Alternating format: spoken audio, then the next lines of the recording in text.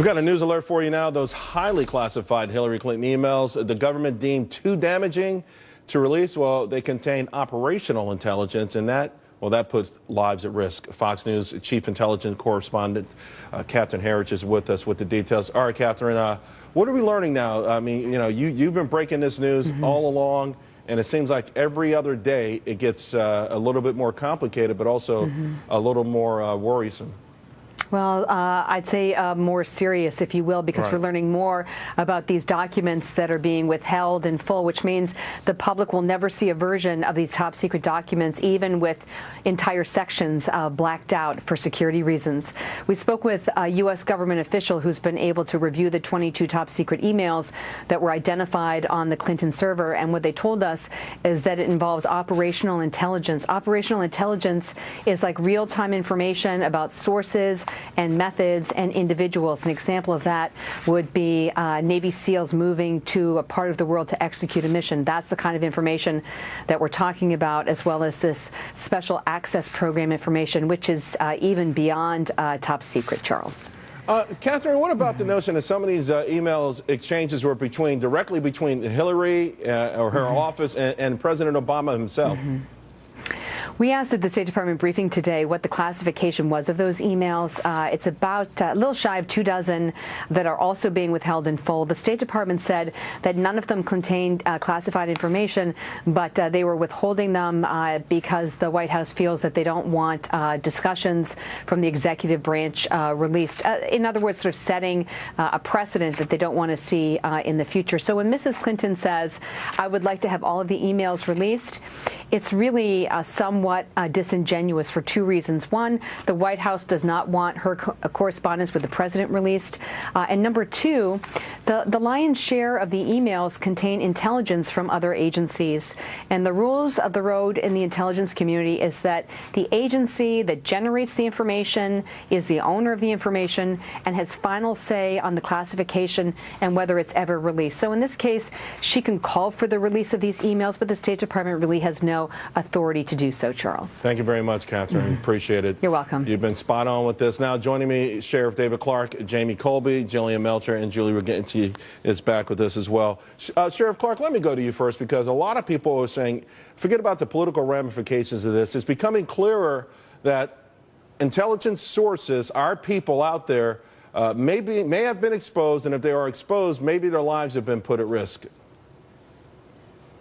Charles, this thing doesn't pass the smell test. These things are mutually exclusive. The White House, the State Department, Mrs. Bill Clinton cannot all be telling the truth. Mrs. Bill Clinton says nothing was classified on those emails that came over that server. The White House says yes. The State Department says yes.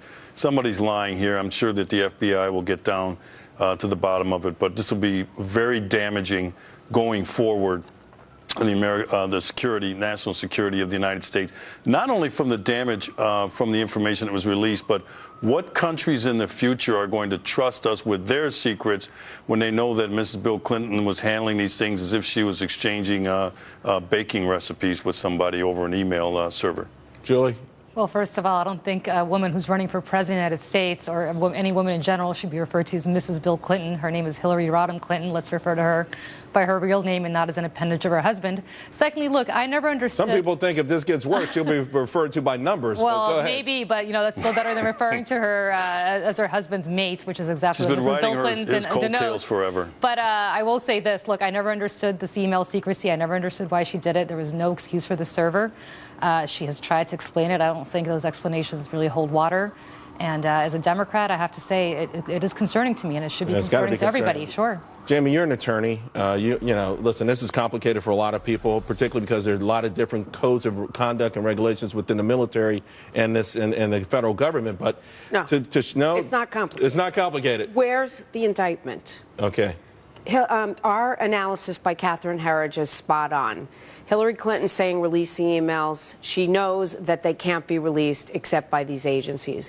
I worry every single day about Homeland Security, and I worry every single day about what's in those emails and the ones we don't know about. How many do you need to uncover in order to protect our country and process the proper charges against the people responsible for something that is so against our interests. Well, do you have to even open them to I mean, if she transmitted top secret things? Someone has to examine them to build a case. You would have to take a look, and we're getting all these classifications. I really don't want to know what the classifications are. I just want to put a stop to the information getting out. And referring to her as Mrs. Bill Clinton is not a problem when Mrs. Clinton, Hillary Rodham Clinton, is on the campaign trail. Bill's right there by her side. She's pulling out all the stops. Listen, I'll tell you, she could be by his side the way he could be by her side, the same way Ann Romney was, or the same way that I assume every other front runner, it's Melania Trump or whatever, was there today. She is her own woman. Let's give her some credit. She's running for president. Here's the thing, though, Jillian. There's speculation that maybe someone already had access. Some foreign entity may have already had access to her server. I mean, it was a sitting duck up there. Yeah. And this is what the American public, I think, will never buy. No matter what happens, how much they block this, I think in the court of public opinion, she's already lost to a large degree. Absolutely. She jeopardized our national security. She potentially jeopardized the safety of Navy SEALs. I mean, these are significant charges. And if you look at what she's said so far, she's lying. She's lied through her teeth. She said there was no classified information, and now she's blaming it on an overclassification problem within the State Department. She's the person that could have fixed that. If Bernie Sanders wins in Iowa, and we may not know tonight, but folks are going to tune in and they'll see, and Hillary Clinton doesn't, I'll bet you things move a little bit quicker on this, and it'll be a prosecution. And I bet you a guy named Mr. Joe Biden starts to clear his throat. Just a little bit, Julie. You might agree with me. All right, Jamie, by the way, you've got 2 new episodes, Strange Inheritance, airing tonight at midnight. That, of course, follows Neil Cavuto's. He's got special coverage of the Iowa caucuses. All of this stuff starts at 8 p.m. right here on Fox Business. Well, the pressure mounts as candidates make their final push in Iowa.